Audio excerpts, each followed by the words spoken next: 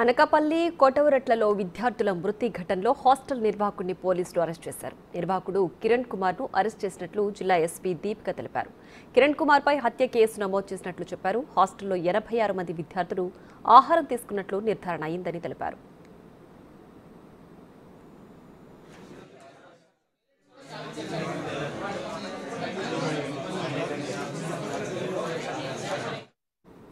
కైలాసపట్నంలోని అనాథల పాఠశాలలో అస్వస్థకు గురై 3 విద్యార్థులు మృతి చెందారు. క్రిస్టియన్ చర్చ్ ఆధ్వర్యంలో నడుస్తున్న పాఠశాలలో 86 మంది విద్యార్థులుండగా 27 మంది విద్యార్థులు వాంతులు, విరేచనాల బారిన పడ్డారు. ఆసుపత్రికి తరలించి చికిత్స అందించారు. అనంతరం విద్యార్థులను బంధువులకు అప్పగించారు. స్వగ్రామాలకు వెళ్లిన కొయ్యూరు మండలానికి చెందిన 4 విద్యార్థులు మృతి చెందారు. పాఠశాలలో ఫుడ్ పాయిజన్ జరిగినట్లు భావిస్తోంది అధికార యంత్రాంగం. డిప్యూటీ డీఈఓ ఆధ్వర్యంలో విచారణ చేపట్టారు.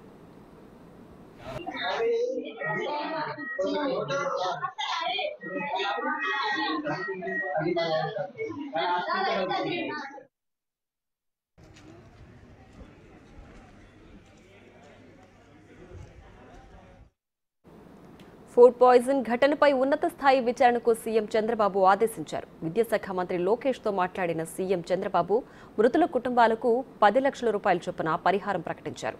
కైలాసపట్నం అనాథాశ్రమ విద్యార్థుల మృతిపై మంత్రి నారా లోకేష్ దిగ్భ్రాంతి వ్యక్తం చేశారు.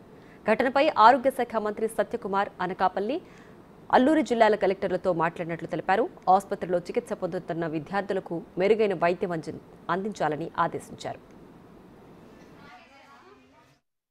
పరిశుద్ధ ఆశ్రమ వ్యవస్థ ద్వారా 86 మంది పిల్లల్ని తీసుకొని నడుపుతున్నాడు.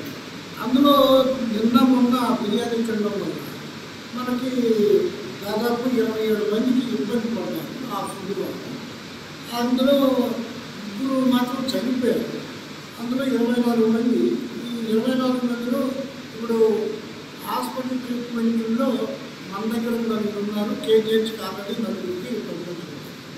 మిగతా 16 మంది ఇళ్లలో ఉన్నారు. వాళ్ళని మనం ఫోన్ ద్వారా కాంటాక్ట్ చేసుకుని వాళ్ళ ఆరోగ్య పరిస్థితులను మనం తీసుకొని వాళ్ళకి అవసరమైన విధానంలో వైద్యాన్ని అవసరమైతే వైద్యం తీసుకుంటున్నాము.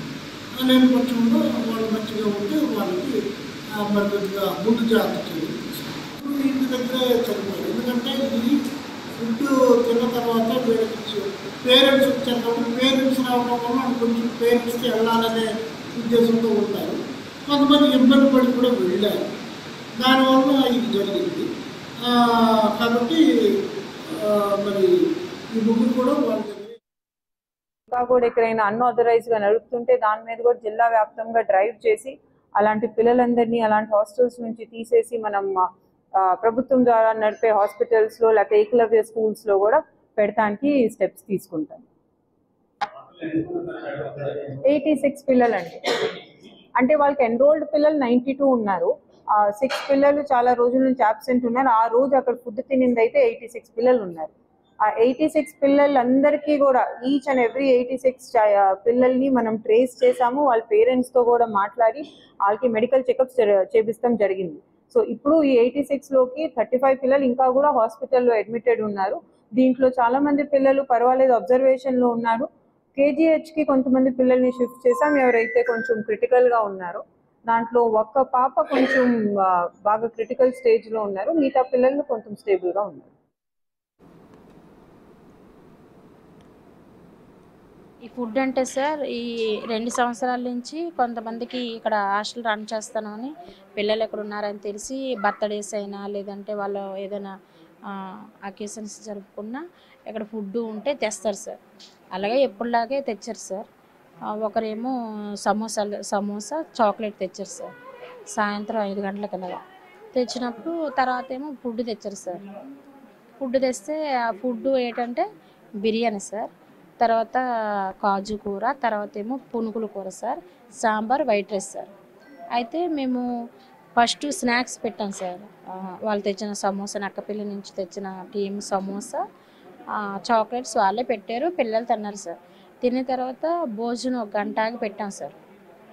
ఆ గంట ఆగి పెట్టినప్పుడు భోజనాలు పెడుతున్నప్పుడు భోజనం చేయకుండానే ఒక అబ్బాయికి వామిటింగ్స్ అయ్యాయి సార్. ఒక అబ్బాయికి, సుశాంత్ అన్న అబ్బాయికి సార్.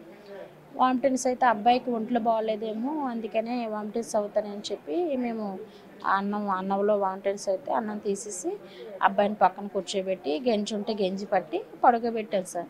పడుకోబెట్టి పెద్ద పిల్లలందరికీ కొంచెం బిర్యానీ పెట్టాం సార్. చిన్నపిల్లలందరికీ ఎవ్వరికి బిర్యానీ పెట్టలేదు సార్. అందరికీ వైట్ రైస్, సాంబారు, కొంచెం కూర పెట్టాం సార్.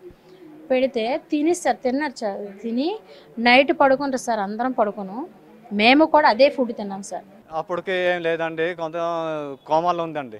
ఇంట్లో తీసుకెళ్ళి అప్పటికి ఇంకా లేదండి పానం. మరి అలాంటి అప్పటికి ఇంకా హాస్పిటల్ జాయిన్ చేద్దాం కూడా అవ్వలేదండి. తెల్లారకుండా 4 గంటలకు చనిపోయిందండి. సాయంత్రం వాళ్ళు తీసుకెళ్ళామండి, 11 అయిపోయిందండి. అప్పటికే ఇంకా హాస్పిటల్ తీసుకెళ్ళడానికి అవ్వలేదండి. ఇంకేముందండి, కోమాలో ఉండింది. తెల్లారి గంటలు 10 గంటలకు చచ్చిపోయిందండి. ఇసుకలోనే అక్కడ కోమాలో అయిపోయింది. తెల్లారిగా 4 గంటలకు చనిపోయింది. చెప్పలేదు, మాకేం చెప్పలేదు, చేయలేదండి. ఇలాగ ఉన్నారు, ఇలాగ పరిస్థితి ఇలాగ ఉంది అనేసి. ప్రతి పిల్లలు అలాగే ఉంటున్నారండి. ఇప్పుడు హాస్టల్లోనే జాయిన్ చేసిన మాదే తప్ప అండి. ప్రతి పిల్లలు అందరూ ఇప్పుడు డౌన్లో ఉన్నారు. కొంతమంది నర్సిపడ ఉన్నారు, కొంత వైజాగ్ ఉన్నారండి. ఇప్పుడు ఫుడ్లోని కూడా ఇంకా విషయాలు కల్పిస్తున్నారు ఏంటి అండి. వాంతులు వచ్చినాయి, విరసనలు వచ్చినాయండి. మళ్ళీ చచ్చిపోయిన తర్వాత కూడా ముక్కు నుండి నల్లడిది కూడా వచ్చిందండి. శ్యామ చదువుకుంటారు, పాటలు గాళ్ళు ఉన్నారు అనేసి పాటలు గాలి నమ్మకం పెట్టి అక్కడ జాయిన్ చేసామండి.